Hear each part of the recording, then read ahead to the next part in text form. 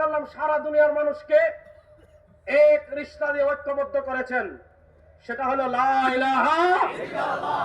গত শতাব্দীতে লা ইলাহা ইল্লাল্লাহর পতাকাকে জঙ্গি পতাকা বানিয়ে দিয়েছিল।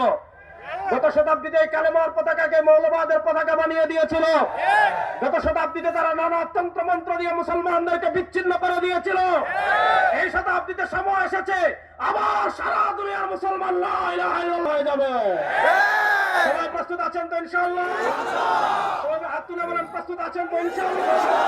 তেরা মেরা রিশতা ক্যা লা ইলাহা ইল্লাল্লাহ, তেরা মেরা রিশতা লা ইলাহা ইল্লাল্লাহ, তেরা মেরা রিশতা ক্যা লা ইলাহা ইল্লাল্লাহ, তেরা মেরা রিশতা ক্যা লা ইলাহা ইল্লাল্লাহ।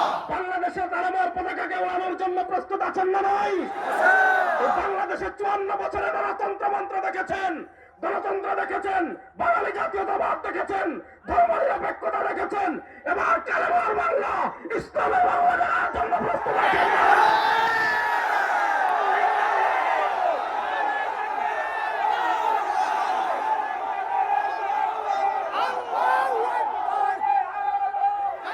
শুনেন